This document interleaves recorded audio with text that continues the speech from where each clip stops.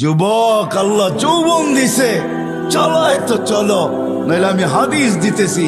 আল্লাহ বলে লাবতালাআতিল আরদু ফি বাতনিহা, আমি চালাই রেখা চলিস, নাহলে জমিন তোকে এক কদম দিতে দিত না। লা আদরাকাতিল বাহরু ফি কারিহা, সমুদ্র তোমাদেরকে তলদেশে নিয়া ছাড়া ছাড়তো না। লা আহলাকাতিল মালাইকা, ফেরেশতা জায়গাটা জায়গায় চটকায় শেষ। বিশ্বাস হয় না?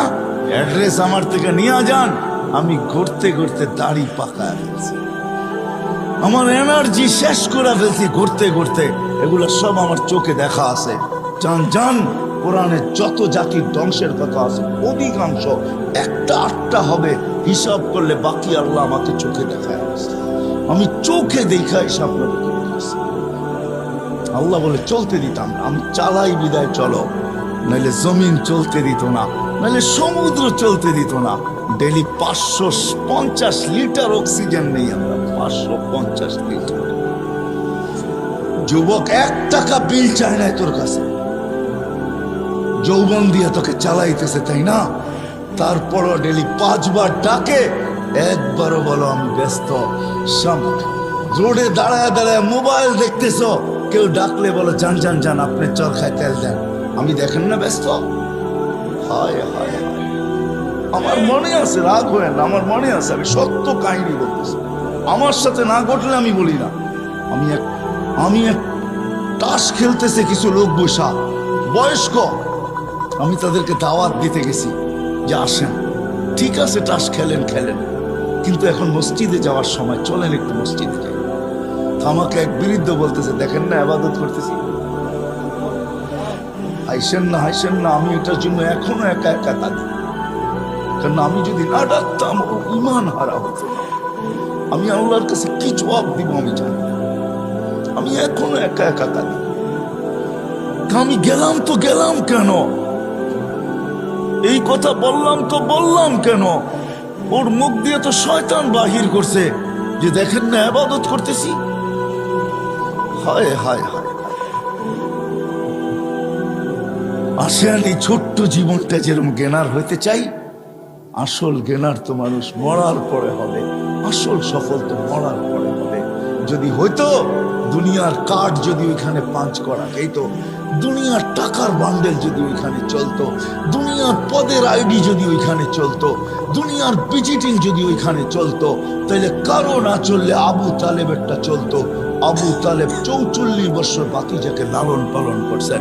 ওই আবু তালেব যার শিরা উপশিরায় মুহাম্মদুর রাসূলুল্লাহ রক্ত দৌড়াইতেছেন, এই রসুলের রক্ত যে পান করছে, তাও দূষিত রক্ত, পচা রক্ত, তাকে আল্লাহ রসুল জান্নাতের সুসংবাদ দিয়েছেন, বলছে তোর শরীর আর জাহান্নামে যাবে না।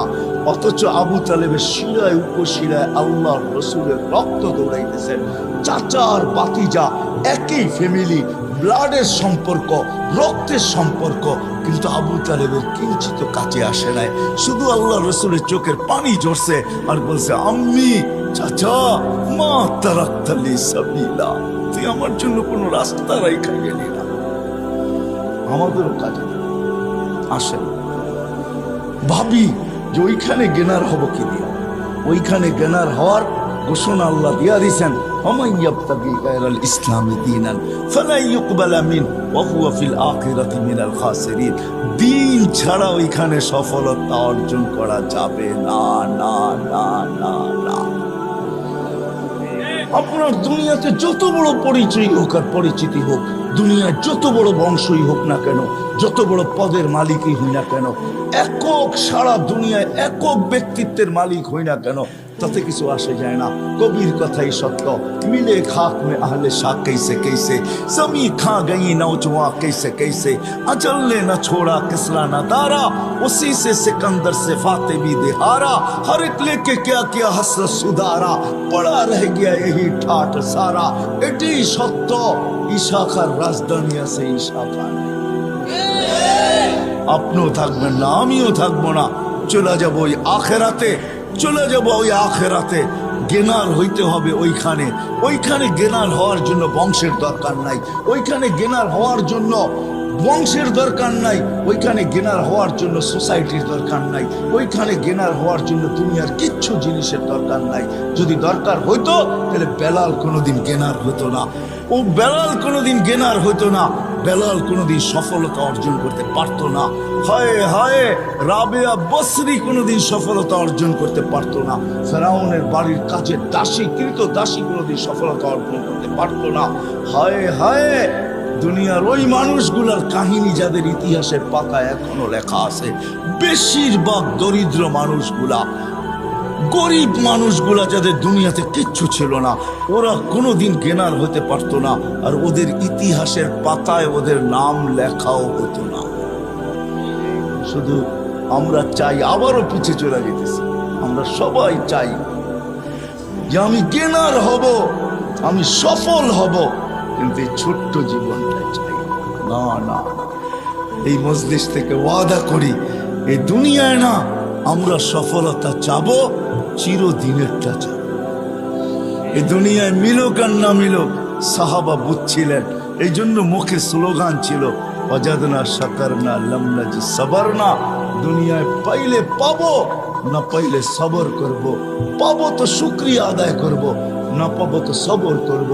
ওরা বলতেছে যারা ডাকলে মেঘ আসতো, ওরা বলতেছে যারা ডাকলে মেঘ আসতো, যারা টোকা দিলে ভূমিকম্প দূরভূত হইতো, যারা সমুদ্রের উপর দিয়া স্থলের মতো ঘোড়া দৌড়াইতে পারত, যারা তারবিহীন প্রযুক্তিবিহীন 3000 কিলোমিটার দূরে ভিডিও কলিং করতে পারত, যাদের হাতের ইশারায় অগ্নিগিরি পাহাড়ে আবদ্ধ হইতে বাধ্য হইতো।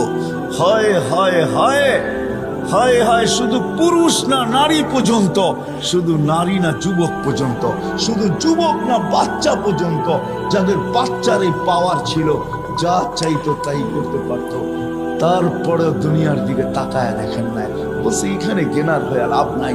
60-70 বছর তারপরে রাইখা চলে যেতে হবে, রাইখা চলে যেতে হবে। ওই গেনার হতে চাই, ওইখানে সফল হতে চাই, ওইখানে সফল কাম হতে চাই, ওইখানে সফলতা অর্জন করতে চাই, যেন কবরে থাকতে দেরি, কবর জান্নাতের বাগ হতে দেরি না।